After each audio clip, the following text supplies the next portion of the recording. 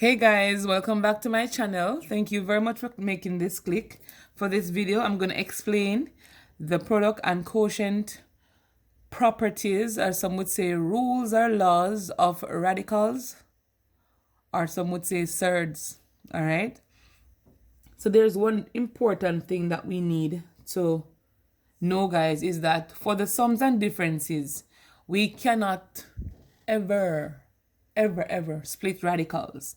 So this means if you see the root of A plus B, it's not the same thing as saying root A plus root B on the separate radicals. Okay?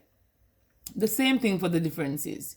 If you see root A minus B, it's not the same thing as, or it's not equal to, root A subtract the root of B. Very important. Okay, guys? There's no such law that states if you do this, it's basically a maths crime. So let's go. So for the product property, we have the first one saying the root of A times B, and that's equal to the root of A times the root of B. And you know, if a number was here, for example, n, representing any positive integer, if n was here, guys, you know that you will have n when you separate them on the outer part of your radical as well. Okay, so you basically have something like this.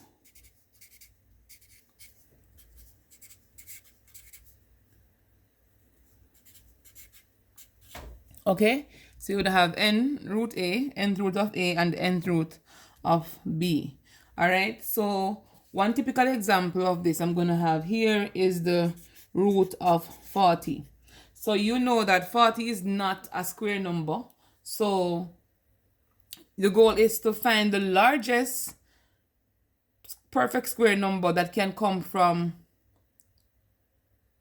40.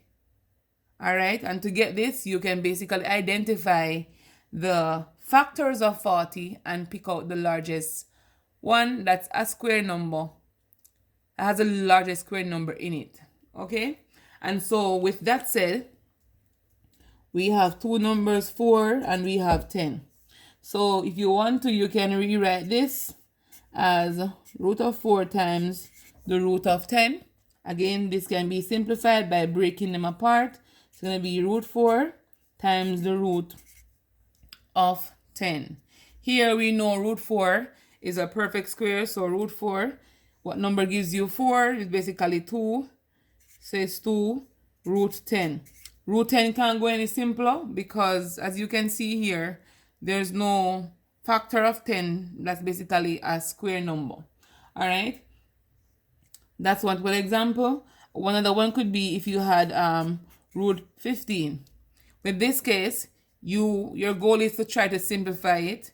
And if you list the factors of 15, 1, 15, 3, 5, 5, 3, negative, and all of that, you realize that of these numbers you're seeing as factors, none of them are perfect square numbers. So that is totally out of it. So we can't go any further with that regard. All right. So that's basically how you apply the product rule in a scenario like this.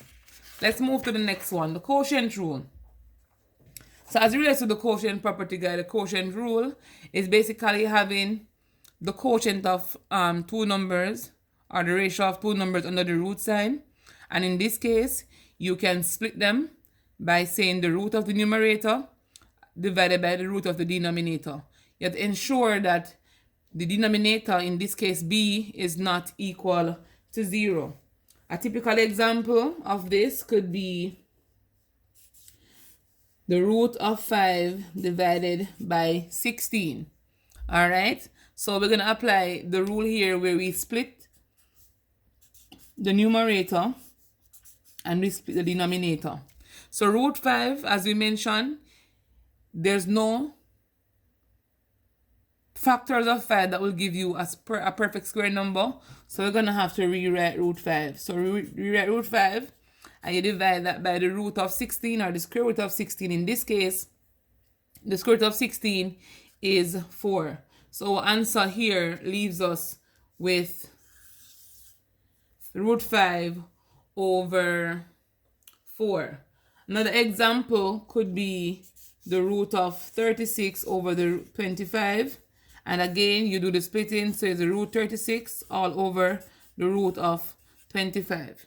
From here, you basically know that the root of 36 is basically 6, the root of 25 is 5.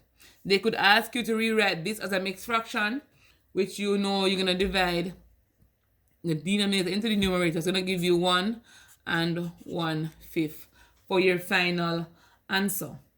Alright guys, so that's basically how you apply the product property. So your goal is to simplify as much as you can.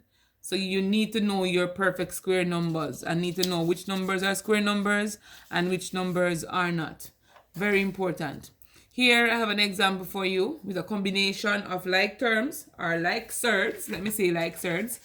And you can apply the multiplication property if you can by splitting one surd to form another. So here we have, excuse me guys, you have the negative root 75 plus root 12 minus 3 root 3. Alright, so what you can do is to find the factors that has the largest perfect square in it and break them down. So for 75, we can use root 25 times 3. Alright, and for 12, 4 times 3 is a perfect one. Then use the root of 4 times 3 minus, continue, 3 root 3. So from here, guys, we break them down into smaller factors. Now we can do the multiplication property to break them apart. So once we see them under the root sign and they're multiplying, we can split the factors. So we'll have negative root 25, excuse me, times root 3 plus root 4 times the root of 3 minus 3 root 3. Okay, so now is the time that we identify like radicals. And remember, I was saying to you that once the radicands are the same, we can go ahead and group them. So here we see we have root 3, root 3, root 3. That should be your goal in almost all questions, guys. Try to get them as simple as possible so you can group like terms or group like radicands. That sounds so nice. But yes, guys. So here we can simplify. So root 25 is basically 5. So that's negative 5 root 3. Root 4 is basically 2. So 2 root 3. And the negative 3 root 3. I'm going to write it back. All right, now. So now here we can group the numbers in front of the root 3. So we can group negative 5. We can group positive 2 and negative 3. All right. As one thing, then we're going to have the root 3 at the end. So negative 5, negative 3, that's a negative 8.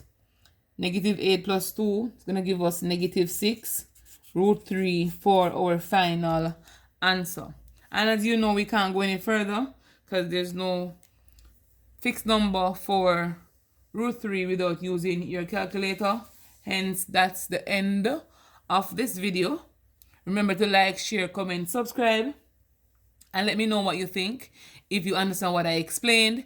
And if you have any requests for me, don't be afraid to make them. I am here and willing to help you, free of cost.